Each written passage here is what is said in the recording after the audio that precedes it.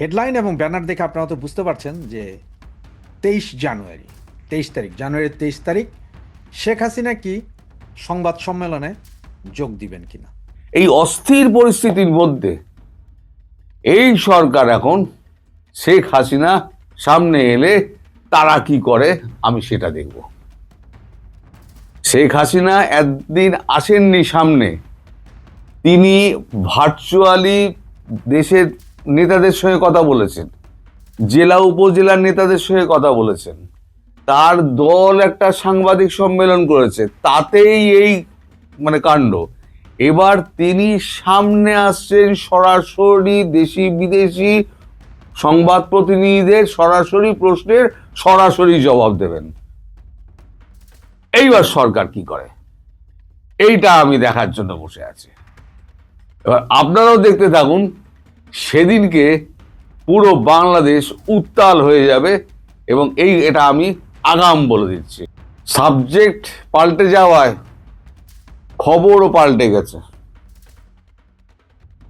এখন যে খবরটা আপনাদের দেব সেটা হচ্ছে, আমি এই খবরটা অনেকদিন ধরেই আমার কানে আসছে কিন্তু কনফার্মেশন পাচ্ছিলাম না। আপনাদের মনে আছে আমি যখন দিল্লিতে গিয়েছিলাম তখন রাজনাথ সিং আমায় একটা কথা বলেছিলেন যে আমি যদি তোমায় অ্যালাউ করি তাহলে যে 200-র বেশি সাংবাদিক, দেশি বিদেশি সাংবাদিক, তারা যে ওয়েট করছেন, তো তাদেরকে আমি কি জবাব দেবো, এই প্রশ্নটা তিনি আমায় করেছিলেন। ভেতর ভেতর অভিমান হয়েছিল যে আমি ঘরের লোক, আপনার বন্ধু লোক, আপনি আমায় অ্যালাউ করলেন না। তো তারপর যাই হোক, যে করে হোক, দেখা তো হয়েছে। কিছুক্ষণ আগে, আধ ঘন্টা আগে তার দপ্তর থেকে আমার কাছে একটা ফোন এসেছিল। সম্ভবত 23 তারিখ শেখ হাসিনা সাংবাদিক সম্মেলন করবেন প্রকাশ্যে, কিন্তু সেটা virtual. Press club of India দিল্লিতে, সেইখানে বড় স্ক্রিন কাটিয়ে তিনি সমস্ত সাংবাদিকদের প্রশ্নের উত্তর দেবেন এবং তিনি তার বক্তব্য রাখবেন। এই খবরটি আমার কাছে যখন এসে পৌঁছায় তখন আমি ঠিক করি যে আগের খবরটি ড্রপ করে এই খবরটা আপনাদের কাছে পৌঁছে দেওয়াটা অনেক বেশি জরুরি। কারণ দেশের মধ্যে যে সমস্ত ঘটনাগুলো ঘটছে সে সম্পর্কে তার প্রতিক্রিয়া, এই যে বিশ্ব থেকে 228 জন তালিকাভুক্ত করা হয়েছে, এখন নিজেদের তালিকাভুক্তি করেছে 228 জন। আমি বলেছিলাম 200-র বেশি, উনি বলেছেন। তো এই 228 জন নানান রকম প্রশ্ন করবেন। সময়টা কিন্তু এখনো ঠিক হয়নি। ডেট 23 তারিখ, একটা মোটামুটি ঠিক হয়েছে, সময়টা দুপুরের দিকেই হবে, কিন্তু সঠিক সময় এখনো ঠিক হয়নি। অনেকগুলো ব্যাপারের সঙ্গে জড়িত আছে। একটা সাংবাদিক সম্মেলন করতে গেলে তার অনেকগুলো পেরিফেরিয়া আছে, সেগুলোকে ঢেকে নিয়ে করতে হয়, ঢুকিয়ে নিয়ে করতে হয়। তো এর পারমিশন, ওর পারমিশন, তারপরে সমস্ত বিদেশি সাংবাদিক আছে।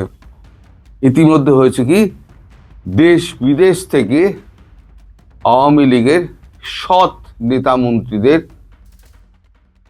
প্রধানমন্ত্রী শেখ হাসিনা ডেকে পাঠিয়েছেন।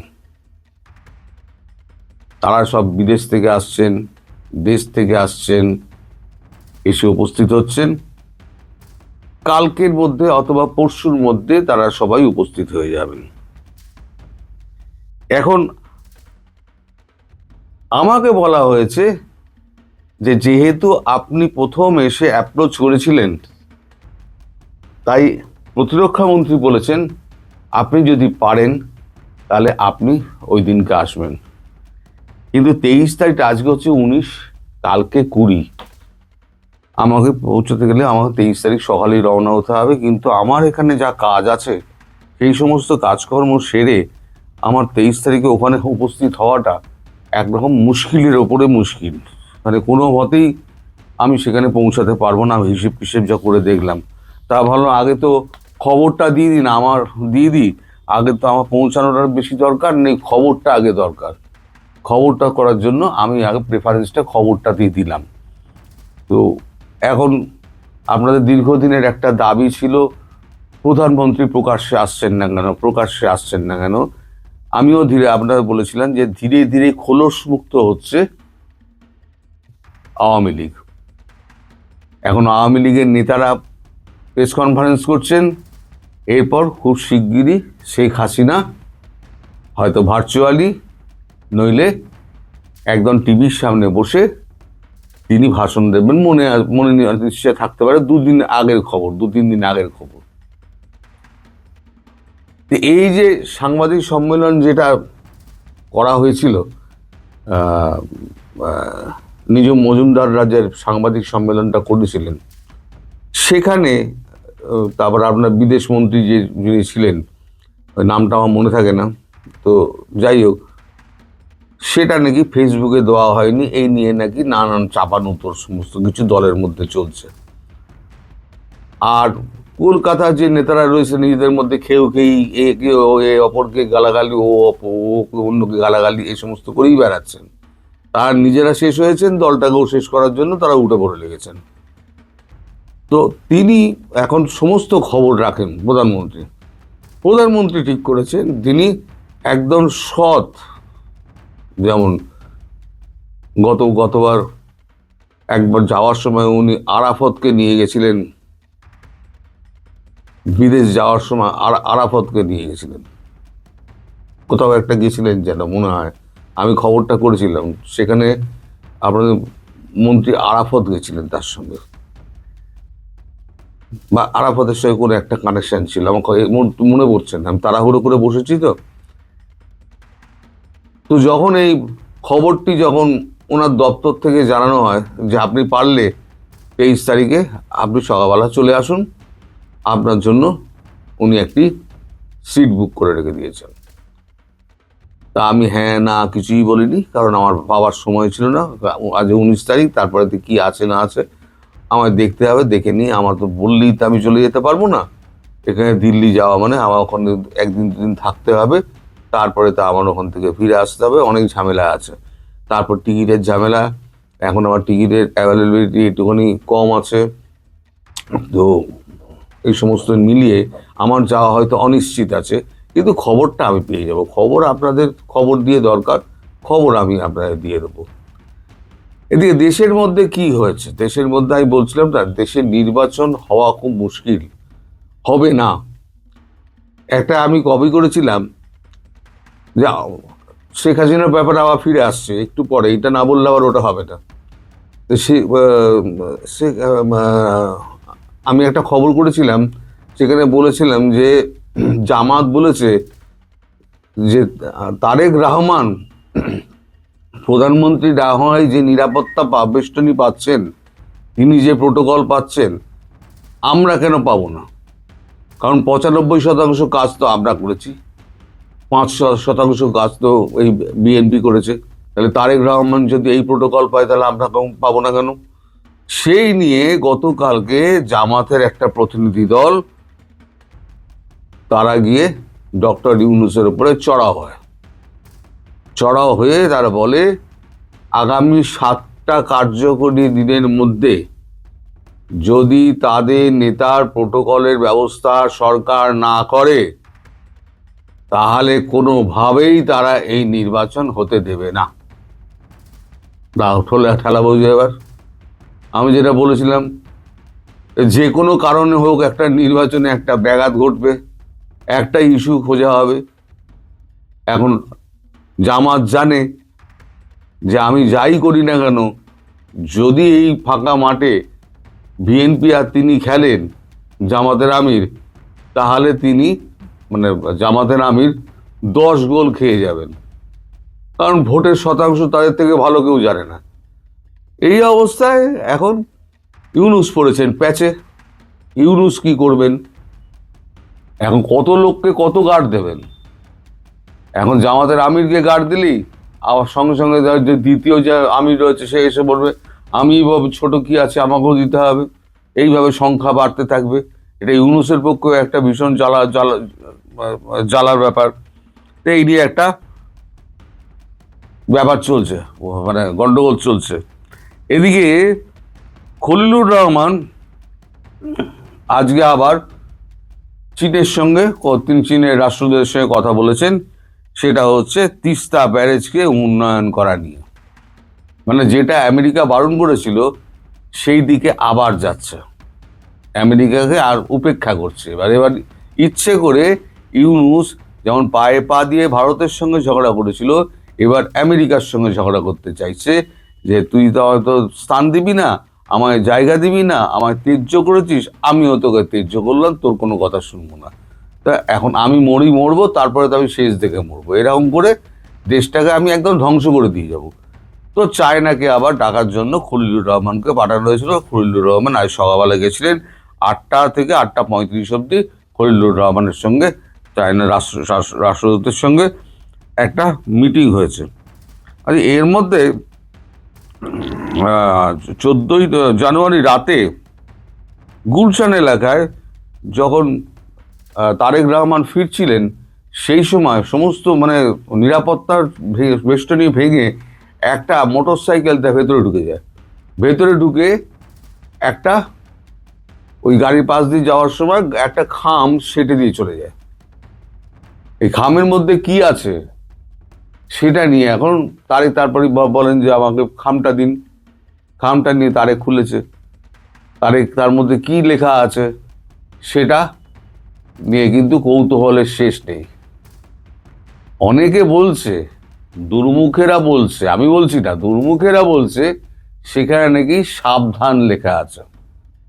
এখন কে লিখলো লাল অক্ষরে সাবধান, কেন লিখলো, মানে কোন উদ্দেশ্যে লিখলো, সেসব কিন্তু কিছু লেখা নেই।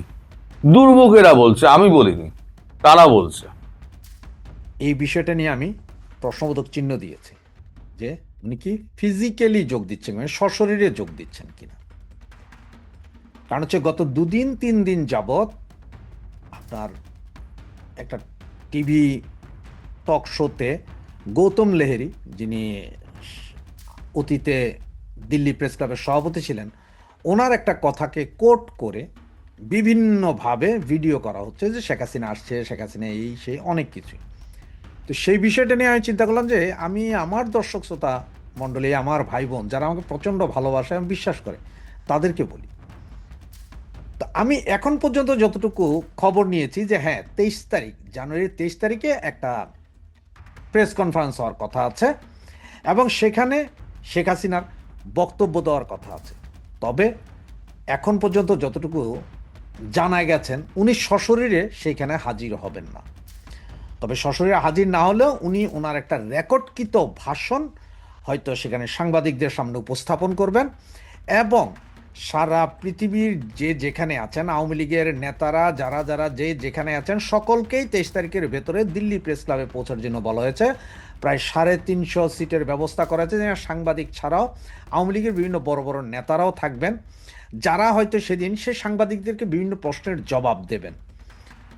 তো আমাদের নেত্রী জননেত্রী শেখ হাসিনা তিনি দুইটা হইতে পারে, এক, উনি আগে রেকর্ডকৃত একটা ভিডিও ওখানে স্ক্রিনে চালিয়ে দেওয়া হইতে পারে, অথবা দ্বিতীয়, যখন সবাই উপস্থিত হবেন তখন হয়তো উনি 3-4 মিনিটের জন্য আপনার ভার্চুয়ালি এসে সরাসরি, যেমন এখন যেভাবে আমি কথা বলছি লাইভে যখন আপনারা দেখছেন, সেভাবে সাথে 2-3 মিনিট বা 5 মিনিটের জন্য একটা ভাষণ দেশ জাতি এবং ইন্টারন্যাশনাল সবার উদ্দেশ্যে দিতে পারেন।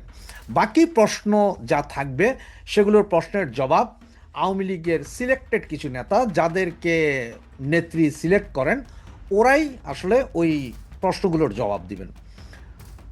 তবে এই যে উনি ভার্চুয়ালি আসছেন বা ওনার ভিডিও ভার্চুয়ালি যদি নাও আসেন, বা ভিডিও বার্তা, যেটা এতদিন আমরা সকলে অডিও বার্তা শুনেছি, বিভিন্ন তৃণমূল নেতাকর্মীদের থেকে শুরু করে সকলের সাথে অডিও বার্তা শুনেছি, এইবারের এই ভিডিও বার্তাটা কিন্তু কাঁপন ধরিয়ে দেবে এই ইন্টারিম গভর্নমেন্টের। 12 তারিখে ওরা একটা নির্বাচন করার চেষ্টা করছে, যেটাকে আমরা বলছি যে এই নির্বাচন কখনোই হবে না বা হইতে দেওয়া যাবে না। আর আমরা যারা আওয়ামী লীগ সমর্থক, আওয়ামী লীগকে ভালোবাসি, আওয়ামী লীগকে সমর্থন করি, তারা কেউ আমরা ভোট কেন্দ্রে যাব না। নেত্রী অলরেডি ঘোষণা দিয়ে দিয়েছেন যে আওয়ামী লীগের কোনো নেতা কর্মী সমর্থক ভোট কেন্দ্রে যাবে না। তার মানে আমরা কোনো ভোট কেন্দ্রেই যাব না। যেইখানে আওয়ামী লীগকে নির্বাচন করতে দেওয়া হবে না, সেখানে আমরা ভোট কেন্দ্রে কেন যাব? দেখেন, একটা কথা একদম সোজা, যে আপনার পাড়ায় একটা বিয়ে হচ্ছে, আর সেই বিয়েতে আপনার বাবাকে বা মাকে বা আপনার পরিবারের কাউকে দাওয়াতই দেওয়া হয়নি, সেই বিয়েতে আপনি যাইয়া ওখানে নাচ গান করা কি শোভা পায়? শোভা পায় না। এটা কোনো মৃতের বাড়ি না যে দাওয়াত দিতে হবে না, মারা গেছে লোকটা, আমরা যাই খাট কাঁধে দিই, সেটা হচ্ছে অন্য জিনিস। বিয়ে শাদী উৎসবে দাওয়াত না দিলে সেখানে যাওয়াটা ওই ছোট লোকই ছাড়া আর কিছু না। তো সে তেমনি ভোট হচ্ছে যে একটা উৎসবের দিন, নাগরিক অধিকার, ভোট দেওয়ার অধিকার সবাই আছে। এবং বাংলাদেশের ইতিহাসে, বাংলাদেশ জন্মের ইতিহাসের পরে এবারই প্রথম যে আওয়ামী লীগকে নিষিদ্ধ রেখে ভোট করা হচ্ছে। তার মানে আওয়ামী লীগ থাকলে আওয়ামী লীগ তো জিতে যাবে, 230-240 আসন পেয়ে যেতে পারে, যার কারণে আওয়ামী লীগকে বাইরে রেখে এটা ভোট করার চেষ্টা হচ্ছে। সুতরাং সেই ভোটে আমরা গিয়ে কেন ভোট দেব? আমরা কেন দেখাবো যে কাস্টিং ভোট 30%, 35% হয়েছে? কারণ আওয়ামী লীগের যে 40% ভোট আছে, তারা যখন যাবে না, তখন এই ভোটের সিস্টেমে কমে আসবে। কাস্টিং ভোট হয়তো 2%, 3% হবে, এবং ভোট কেন্দ্রে ব্যাপক গণ্ডগোল হইতে পারে। আজকে যেমন দেখেন আপনার জঙ্গল সলিমপুরে র্যাবের একজন বিশেষ প্রশিক্ষিত সেনাকে যেখানে গুলি করে মেরেছে, যেখানে আমাদের স্বরাষ্ট্র উপদেষ্টা বলছেন যে থানা থেকে এবং সংসদ ভবন থেকে, গণভবন থেকে লুট হওয়া অস্ত্র নির্বাচনে ব্যবহার হবে না, নির্বাচনের দিন ব্যবহার হবে না। তার মানে কি? নির্বাচনের দিন ব্যবহার হবে, নির্বাচনের আগের দিন পর্যন্ত ব্যবহার হবে নাকি? এরপরে নির্বাচনের দিন ব্যবহার হবে না, আগের দিন পর্যন্ত ব্যবহারের সব সরকার করে দিবে, বা পরবর্তীতে ব্যবহার হবে না, নির্বাচনের দিন ব্যবহার হবে না। তার মানে কি? নির্বাচনী কেন্দ্র থেকে সব কিছুকে আগের দিন জ্বালায়া পোড়াইয়া দিবে ওই অস্ত্রধারীরা, মৌলবাদীরা। এটাই হচ্ছে যে ওনাদের চাওয়া। তা না হলে কীভাবে বলেন যে অবৈধ অস্ত্র ব্যবহার হবে না? উনি এত শিওর হলেন কীভাবে? উনি কি কোনো পীর মুর্শিদ হয়ে গেলেন, নাকি ওনার সাথে ডিরেক্ট উপরের সাথে লাইন আছে আর সন্ত্রাসীদের সাথে লাইন আছে, যে সন্ত্রাসীদের বাবা তোমরা প্রতিদিন মারো, ভোটের আগের দিন পর্যন্ত সব মায়েরা ভোট কেন্দ্র সহ উড়াইয়া দাও, দখল করে ফেলো, ভোটের দিন কোনো গণ্ডগোল করে না, একদম চুপ। এটাই মনে হয় পরিকল্পনা। তো যাক, সে কথা। তো এখন ওই যে বললাম, শেখ হাসিনা, আমাদের জননেত্রী শেখ হাসিনা, উনি 23 তারিখে ভার্চুয়ালি সরাসরি মিটিংয়ে যোগ দিতে পারেন, অথবা ওনার ভিডিও রেকর্ড আসতে পারে, যেটাই আসবে আসুক। ভিডিও রেকর্ড হলো ওদের মুখের জুতার বাড়ি পড়ে, যারা বলেছিলেন যে শেখ হাসিনা হয়তো মারা গিয়েছে, শেখ হাসিনা অসুস্থ, উনি শেষ নিঃশেষ, এরকম অনেক কথা, বা এআই দিয়ে উনি ওই হোয়াটসঅ্যাপের কলগুলোতে কথা বলেন, টেলিগ্রাম কলগুলোতে কথা বলেন, তাদের মুখে একটা জুতার বাড়ি পড়বে। তো 23 তারিখে ওনার হয় আমরা ভিডিও ভার্সন শুনবো, অথবা ভার্চুয়ালি উনি জয়েন করবেন। তবে হ্যাঁ, একটা নিউজ আপনাদের দিতে পারি, সেটা হচ্ছে 25 তারিখ থেকে 30 তারিখের ভিতরে সজীব ওয়াজেদ জয়, শেখ হাসিনার পুত্র, দিল্লিতে আসছেন এবং দিল্লিতে মায়ের সাথে দেখা করবেন। এরপরে সম্ভবত ওখানে কোনো একটা কথাবার্তা হবে, যে আওয়ামী লীগের বিভিন্ন কমিটিগুলো চেঞ্জ বা নেতৃত্বের পরিবর্তনের বিষয়ে একটা জোর গুঞ্জন শোনা যাচ্ছে। এখনও আমি শিওর না, তবে সজীব ওয়াজেদ জয় যে দিল্লিতে আসছেন মায়ের সাথে দেখা করবেন, এই বিষয়ে আমরা শিওর, এটি আসছেনই উনি এবং আসবেন। আর বাকি এই মুহূর্তে কিছু জানি না। তবে হ্যাঁ, 23 তারিখে আমাদের জননেত্রী যেই কথাই বলবেন বলুক, ভাষণে যাই বলবেন বলুক, সেইটা অবশ্যই এই নির্বাচন এবং এই অবৈধ সরকার নিয়েই থাকবে, এবং সেদিনই সিদ্ধান্ত হয়ে যাবে যে আওয়ামী লীগ কী করতে চাচ্ছে বা কি হবে, এটা গ্যারেন্টি দিতে পারি। সুতরাং সেই পর্যন্ত আমরা একটু দেখি যে কি হয়, আর এর ভিতরে যদি কোনো আপডেট থাকে আমি আপনাদেরকে জানাবো।